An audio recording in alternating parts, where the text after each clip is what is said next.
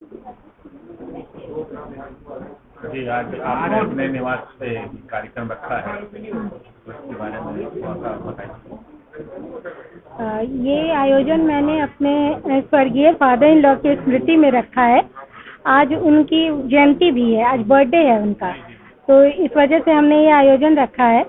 और मेरे father in law engineer भी थे, लेकिन साहित्य में भी उनकी रुचि थी, वो कहानियाँ भी लिखा करते थे।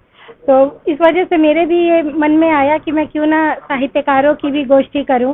और चूंकि मैं कंट्री ऑफ इंडिया से जुड़ी हुई हूँ, इस अखबार से जुड़ी हुई हूँ, तो पत्रकार भाइयों का आना इस प्रोग्राम में भव्यता ला देता है। मुझे बहुत खुशी मिलती है। अजीज सिद्दीकी सर सबको लेकर आते हैं और बहुत एक छोटा सा भी मैं आयोजन सोचती हूँ तो वो एक भव्यता का रूप अजीज सिद्दीकी सर की वजह से आ जाता है। और बाकी तो आज इस कार्यक्रम में सभी ने पिता पर कुछ न कुछ अपनी स्मृतियाँ जो उन्होंने अपने हृदय में संजो रखी थी, सबने अपनी रचनाओं के माध्यम से उसे व्यक्त किया। कई की आंखों में आंसू भी आ गए, तो अच्छा लगा। मतलब लोग कहते हैं कि आधुनिकता का दौर है, अब लोग माँ बाप को नहीं करते, पेरेंट्स को नहीं करते, फादर इन लॉ को नहीं करते, लेकिन मैंने आज भी देखा कि जितने लोग अपने फादर इन लॉ के बारे में बता रही थी या फादर के बारे में भी बता रही थी, तो सबकी आंखें नम थीं।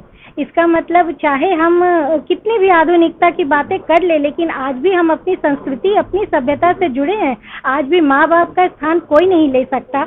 और मैं स्वयं भी बहुत भावुक हो गई थी अपने फादर इन लॉ के बारे में बोलते वक्त, क्योंकि वो मेरे पिता तुल्य, क्या मेरे पिता थे। बहुत बहुत मान दिया उन्होंने, मुझे बहुत मानते थे। और आज आप लोग सभी की उपस्थिति, फरहा जी की उपस्थिति, जो ये अपना कीमती वक्त निकाल कर मेरे गरीब खाने में आई, तो मुझे बहुत खुशी हुई। इनके आने से कार्यक्रम और भी अच्छा लगने लगा। और आप सभी की उपस्थिति से इस कार्यक्रम में जो भव्यता आई है, इसका मैं कोटि कोटि आभार प्रकट करती हूँ। धन्यवाद। जी, फरहा जी, आपका बहुत स्वागत है हमारे चैनल में। जी, आज जैसा कि आप रीमा सिन्हा जी के दौलत खाने पर उपस्थित हैं, तो थोड़ा सा इनके बारे में बताएं जो आज उन्होंने कार्यक्रम किया है। कार्यक्रम बहुत अच्छा था। कंट्री ऑफ इंडिया के माध्यम से रीमा सिन्हा जी से आज मुलाकात हुई और मेरा सौभाग्य कि मैं आप सबके बीच में आई, लेकिन कुछ टाइम की कमी की वजह से मैं सभी कमियों को सुन नहीं पाई, लेकिन जितनी तारीफें मुझे यहाँ सबकी मिली, मुझे बहुत अच्छा लगा। और माता पिता सम्मान देने के लिए हम लोग, आज हम पेरेंट्स बने तो हमें एहसास है कि माँ बाप की अहमियत क्या होती है, वालिदैन की अहमियत क्या होती है, और कवि जिस रूप में उसको पेश करते हैं वो अपने आप में ही एक काबिले तारीफ। यहाँ पर सबने बहुत अच्छा कार्यक्रम था और बहुत अच्छी तरीके से उसको सजाया गया। बहुत बहुत शुक्रिया।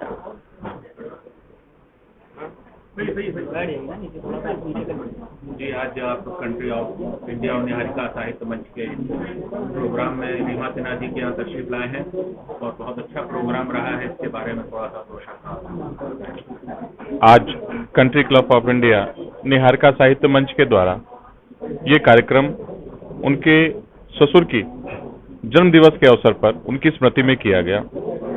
यूं तो निहारिका साहित्य मंच द्वारा समय समय पर अनेक साहित्यिक कार्यक्रम किए जाते रहते हैं, उनके पास अनेक विषयों पर कार्यक्रम करने का अनुभव भी प्राप्त है उन्हें। परंतु आज का जो विषय रहा उसमें जो साहित्यकार, जो कलमकार यहाँ पर उपस्थित हुए, उन्होंने पिता की महत्ता को, हमारी संस्कृति में पिता का जो महत्व है और किस प्रकार वर्तमान युवा पीढ़ी अपने संस्कारों से अपने पिता को अपने साथ में रखते हुए उनके वटवृक्ष रूपी छाया को अपना समागत करते हुए जीवन यापन करे, उसका संदेश सभी कवित्रियों और कवियों के द्वारा दिया गया।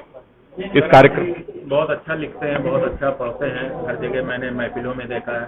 थोड़ा सा जो यहाँ पर कार्यक्रम हुआ है इसमें थोड़ा दो शब्द पढ़ दें तो बहुत अच्छा है, कुछ भी सुना दीजिए आप। पिता के लिए यूं तो कुछ लिखा नहीं जा सकता। पिता को बहुत बड़ी अगर कोई किताब पिता के लिए अगर लिखनी है तो मात्र एक शब्द ही लिखना उसके लिए पर्याप्त है, पिता।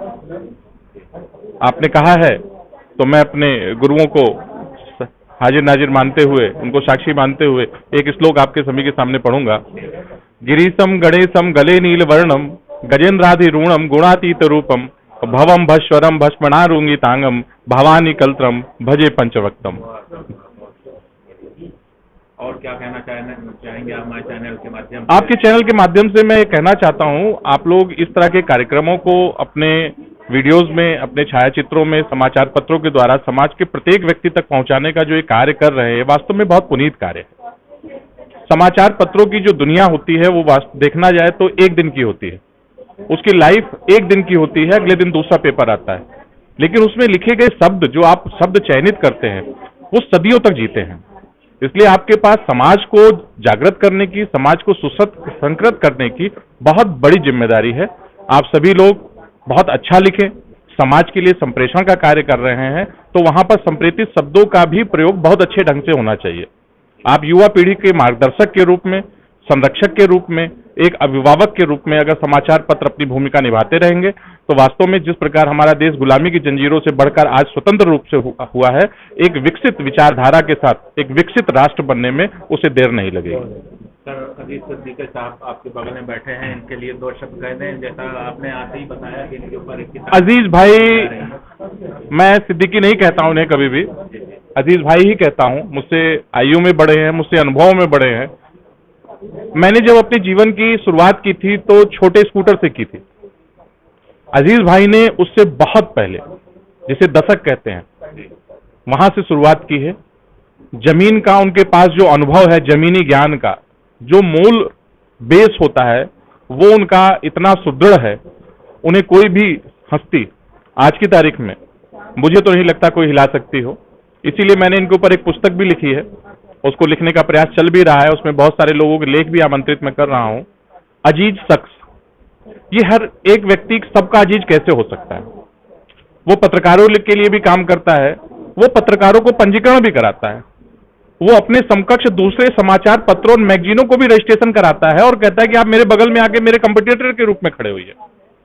वो एक सांस्कृतिक मंच को भी समृद्ध करता है, वो पेड़ भी लगाता है, उसे पर्यावरण की चिंता है, उसे युवाओं की चिंता है कि युवा कहीं अपने उद्देश्य से, अपने पथ से भटक ना जाएं, इसलिए वो उनको काम के लिए भी प्रेरित करता है। तो ऐसे शख्स पर पुस्तक लिखा जाना मेरे हिसाब से बहुत जरूरी है। अनेक राजनीतिक लोगों पर, अनेक पैसे वाले पूंजीपतियों पर लोग पुस्तकें लिख रहे हैं जिसे कोई नहीं पढ़ता, लेकिन अजीज सिद्दीकी को पढ़े जाने की आवश्यकता है।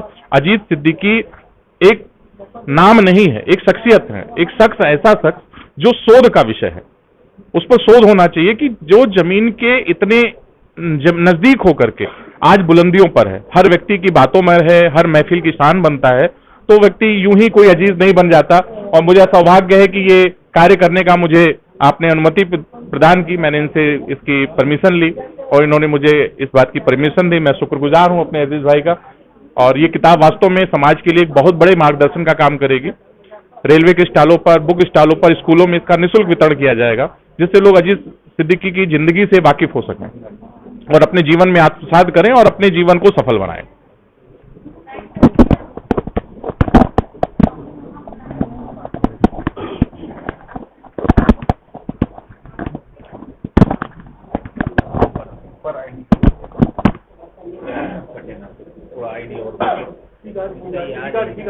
जी सर, जैसा कि आपकी इतनी तारीफ कर रहे हैं, आपकी इतनी तारीफ हो रही तो कोई कारण है ही है, ऐसे ही आपको इतना इज्जत मान सम्मान और आपके बारे में किताब लिखी जा रही है, तो इसके बारे में थोड़ा सा क्या कहेंगे? नहीं तो ये तो देखिए इनका बड़कपन है, मुझे तो पता ही नहीं कि मैं क्या हूँ, मुझे तो नहीं पता। मैं तो एक अपने आप को ये मानता हूँ एक साधारण आदमी है हम, और शुरू से हम मेहनत करते रहे हैं। और उसी मेहनत को हो सकता है भाई ने देखा होगा हमारी मेहनत को, कि हम साइकिल से हवाई अड्डे जाते थे। जब इंदिरा गांधी जहाज से उतर रही होती थी तो सीढ़ियों पर ही फोटो खींचना पड़ती थी उतरते हुए, और वो आके आधे घंटे फोटो बना के हमें देना पड़ती थी प्रेस में छपने के लिए। और साइकिल भी मेरी ऐसी थी कि जो एयरपोर्ट जाने में 2-3 बार चेन उतर जाती थी उसकी, चले आ रहे चेन उतर गई। तो ये सब रहा, और आज भी मेरे पास वो स्कूटर ही है जिससे मैं चलता हूँ। तो आपने देखा होगा, और हमें बहुत इनका शुक्रिया है कि लोग हमारे इतना बाद में मैं तो देख सभी से ही अपना वो है, अगर हम अपना ही वो करेंगे। हमारे पास वही टूटी स्कूटर है जिससे से मैं चलता हूँ। भाई ये एक ऊपर वाले का स्कूटर लेके कोई लोग भवन चला जाएगा, हम बैठे हो ना हो स्कूटर अंदर चली जाएगी, पहचानते लोग ये टूटी स्कूटर इन्हीं की है। तो ये नहीं, रीमा सिन्हा जी की वजह से तो आज सारे लोग यहाँ इकट्ठा हुए। ये बहुत मेहनती हैं और ये कंट्री ऑफ इंडिया में ये जुड़ी हैं हमारे, और जब से जुड़ी हैं तो हमें लगता है इनके पास कोई काम ही नहीं, कंट्री ऑफ इंडिया के लिए पूरी समर्पित हैं और हर वक्त काम करती हैं और हमारे संगठन से भी जुड़ी हुई हैं और अपना निहारिका साहित्य मंच को इन्होंने उसी में मर्ज कर लिया है। तो अब ये कंट्री ऑफ इंडिया के लिए ही पूरा काम ये कर रही हैं। मैं इनका बहुत शुक्रगुजार हूँ और इनको ये है कि इनके घर पे भी जो लोग इजाज़त इसीलिए दिए कि आप कंट्री ऑफ इंडिया में करिए, कहीं और ये नहीं जा सकती, इनके लिए पूरा ये कि इसी में इन्हें रहना है, ये करना है। तो और यहाँ पे रीमा जी और हमारी फरा जी आई हैं और हमारे सारे लोग हैं, उनका बहुत बहुत शुक्रगुजार हैं कि सब आए यहाँ पे।